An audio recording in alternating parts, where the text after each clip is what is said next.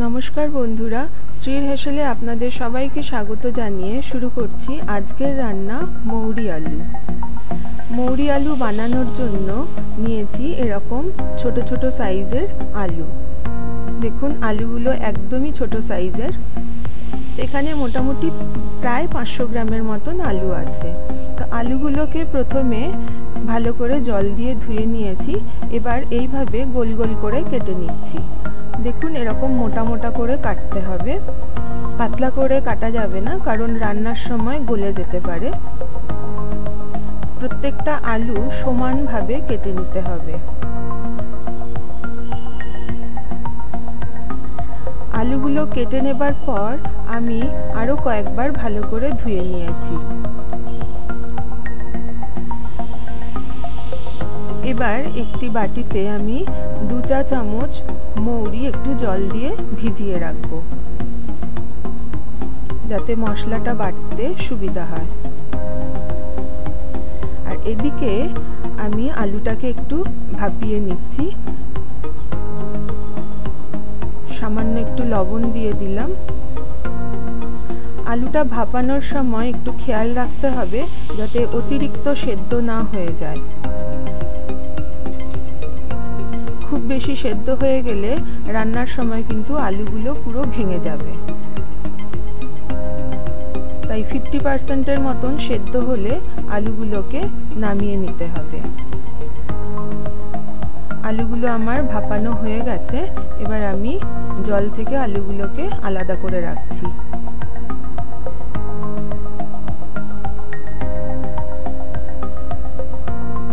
দেখুন আলুগুলো কিন্তু গোটা গোটাই আছে। খুব বেশি ভাপিয়ে নিলে কিন্তু ভেঙে যেত। এবার এদিকে আমি মশলাটা বেটে নিচ্ছি। নিয়েছি ভেজানো মৌরি আর 1 ইঞ্চির মতন আদা। ভালো করে মিহি করে বেটে নেব। আমি মশলাটা শিলে বাটছি, আপনারা চাইলে মিক্সার গ্রাইন্ডারও বেটে নিতে পারেন। আদা আর মৌরি আমার বাটা হয়ে গেছে।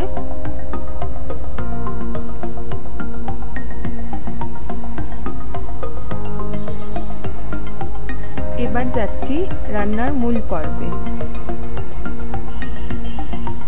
কড়াইটা গরম করে নিয়ে দিয়ে দিলাম সরষের তেল। তেলটা একটু কড়াইয়ের গায়ে মাখিয়ে নেব যাতে আলুগুলো কড়াইয়ের গায়ে লেগে না যায়।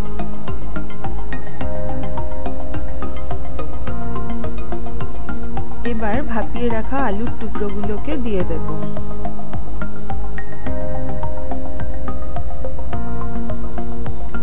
এই মৌরি আলু আজকে যেটা বানাচ্ছি, এই মৌরি আলু কিন্তু আমাদের গ্রামের একটি জনপ্রিয় রান্না। আমি চেষ্টা করি মাঝে মধ্যেই গ্রাম বাংলার বেশ কিছু রান্না আপনাদের সামনে তুলে ধরার। রান্নাগুলো কেমন হয়, আপনাদের কেমন লাগছে আপনারা কমেন্টে জানাবেন। ভাপানোর সময় যেহেতু আমি আগেই অল্প লবণ দিয়েছিলাম তাই এখন আর একটু লবণ আর একটু হলুদ দিয়ে দিলাম। আলুগুলোকে ভালো করে উল্টে পাল্টে ভেজে নিতে হবে। এটা একটু সময় নিয়ে করতে হবে কারণ প্রত্যেকটা আলু যাতে সমানভাবে ভাজা হয়। দেখুন আলুগুলো ভাজা হয়ে গেছে। এবার আমি তুলে রাখছি।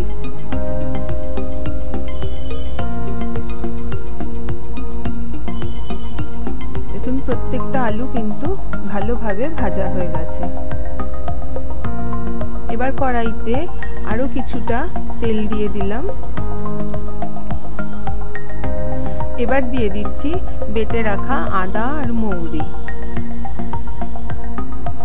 আদা মৌরিটা ভালো করে একটু তেলের সাথে কষিয়ে নিতে হবে। দিয়ে দিলাম সামান্য কাঁচা লঙ্কা বাটা। আপনারা চাইলে লঙ্কা গুঁড়ো ব্যবহার করতে পারেন, তবে এই রান্নাটায় কিন্তু খুব বেশি ঝালের প্রয়োজন নেই।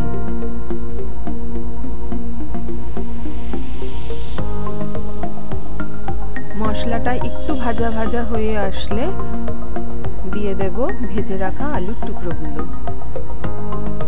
মশলার সাথে আলুগুলোকে আরো বেশ কিছুক্ষণ ধরে কিন্তু ভেজে নিতে হবে।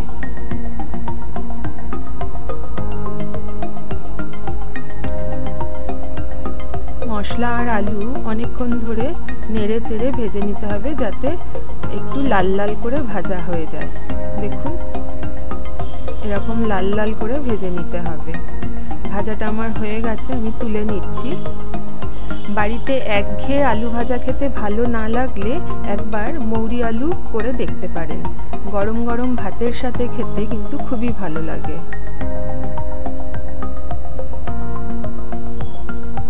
দেখুন, একটি থালা সাজিয়েছি, গরম ভাত, ডাল আর মৌরি আলু, সঙ্গে একটু চাটনি আছে আর লেবু, লঙ্কা, পেঁয়াজ। একবার বাড়িতে বানিয়ে দেখতে পারেন।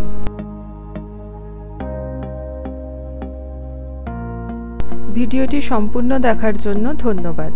ভিডিওটি ভালো লেগে থাকলে লাইক, শেয়ার ও সাবস্ক্রাইব করার অনুরোধ রইল। ভালো থাকবেন, সুস্থ থাকবেন। ধন্যবাদ।